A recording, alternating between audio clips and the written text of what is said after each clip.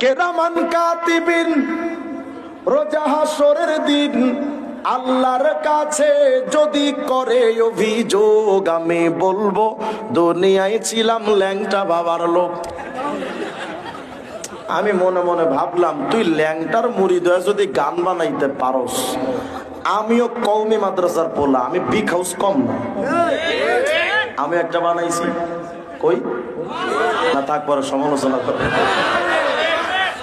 কেরামান কাতিবিন পাইবে যেদিন তোরা যারা ছিলি ল্যাংটা বাবার লোক, তোদের জুতা মাইরা কইব জাহান্নামে ঢোক। গানটা তো এমন হবার কথা, কেরামান কাতিবিন রোজা হাসরের দিন আল্লাহর কাছে যদি করে অভিযোগ, আমি বলবো দুনিয়ায় ছিলাম মুহাম্মাদের লোক। আমার কাছে কেউ কয় বাবা সন্তান দে, সন্তান দেওয়ার মালিক কে? কোন বাবা, মাজার, দরবার? আরে বাবা তো দূরের কথা, আমি তো চ্যালেঞ্জ করে বলি, সন্তান দেওয়ার মালিক পীর তো দূরের কথা, সন্তান দেওয়ার মালিক কোন নবীও না। যদি বলেন যে এত বড় কথা, হ্যাঁ আমি কওমি মাদ্রাসা দাওরা হাদিস আমি স্টান করা ছাত্র, আমি মুখস্থ বিদ্যা দিতে আসিনি। মুফতি আমিন সাহেব হুজুরের কাছে ফতুয়া পড়েছি, আমি মুখস্থ বিদ্যা দিতে আসিনি। আমি চ্যালেঞ্জ করলাম পুরো বিশ্বের সমস্ত আলেমদের সাথে, যদি কেউ প্রমাণ করতে পারে যে নবীরা সন্তান দিতে পারে, আমি কালেমা পড়ে মুসলমান হব। সন্তান দেওয়ার মালিক শুধুমাত্র কে? বলে না কে? হযরত ইব্রাহিম খলিলুল্লাহ 86 বছর বয়স, সন্তান নাই। 86 বছর বয়সে আল্লাহকে বলছেন, আল্লাহ রব্বি হাবলি মিনাস সালিহিন, আল্লাহ আমি ইব্রাহিমের একটা সন্তান দে। জাকারিয়া আলাইহিস সালামের চুল দাড়ি পেকে গেছে, সন্তান নাই, আল্লাহকে বলেন আল্লাহ আমার একটা সন্তান দেন। তো জাকারিয়া আলাইহিস সালাম নবী, ইব্রাহিম আলাইহিস সালাম নবী, নিজের সন্তান নিজে দিতে না পেরে সন্তান চাইলেন কার কাছে? আবার মারিয়াম আলাইহিস সালাম বিয়ে হয় নাই, চরিত্র খারাপ না, পবিত্র একজন মহিলা, কোন পুরুষ তাকে স্পর্শ করেনি, তার পেটে সন্তান পাঠান যিনি, বলেন তিনি কে? তাহলে বলেন সন্তান দেওয়ার মালিক শুধুমাত্র কে? কে খেলা খেলাইলা দয়াল রে দয়াল, খেলা চমৎকার না পাকে মানুষ বানাইয়া মিলাইছো বাজার রে রে। কে খেলা খেলাইলা দয়াল রে, তুমি কাউরে দিলা 10টা সন্তান, থাকার জায়গা নাই। আবার কাউরে দিলা কোটি টাকা, একটা সন্তান নাই। নির্দোষীরে রাখো দয়াল ভবের জেলখানায়, আবার অপরাধ করে কেহ করে সর্বদায়। নদীর কোল ভাঙ অকুল গড়, এই কি তোমার খেলা? সকাল বেলার ধনী ফকির কর সন্ধ্যা বেলা রে। কি খেলা খেলাইলা দয়াল রে, বলেন সবকিছু করার মালিক কে? তো নবীরা যেখানে সন্তান দিতে পারে না, তোর পীর কেমনে পারে?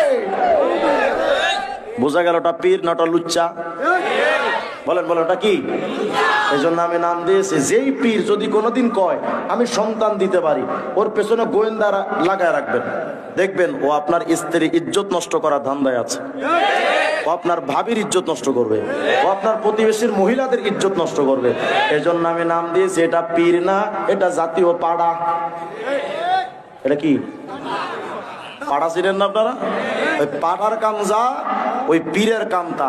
এই জন্য কথা ক্লিয়ার, এত ভাবনা চিন্তার ভূমিকার দরকার নাই।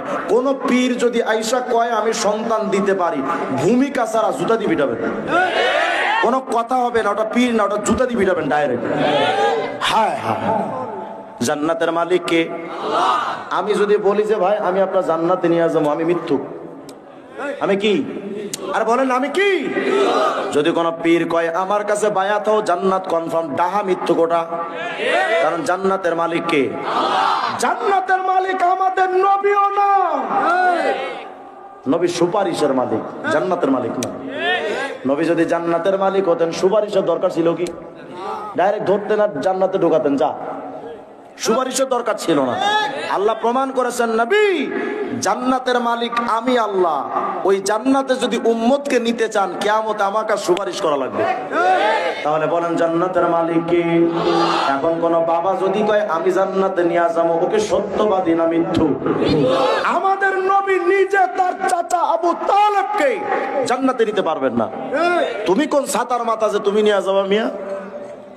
আবার গান বানাই, কয় কেরামান কাতিবিন রোজা হাসরের দিন আল্লাহর কাছে যদি করে অভিযোগ, আমি বলবো দুনিয়ায় ছিলাম ল্যাংটা বাবার লোক। আমি মনে মনে ভাবলাম তুই ল্যাংটার মুরিদ হয়ে যদি গান বানাইতে পারস, আমিও কওমি মাদ্রাসার পোলা, আমি বিগ হাউস কম না, আমি একটা বানাইছি। কই না থাক পরে সমালোচনা করে। কেরামান কাতিবিন পাইবে যেদিন তোরা যারা ছিলি ল্যাংটা বাবার লোক, তোদের জুতা মাইরা কইব জাহান্নামে ঢোক। গানটা তো এমন হবার কথা, কেরামান কাতিবিন রোজা হাসরের দিন আল্লাহর কাছে যদি করে অভিযোগ, আমি বলবো দুনিয়ায় ছিলাম মুহাম্মাদের লোক।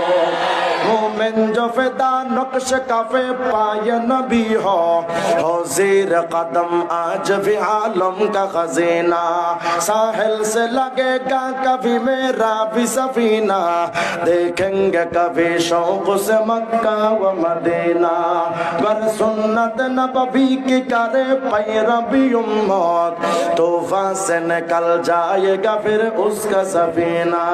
आवाज दिया कौन? अल्लाहु अकबर।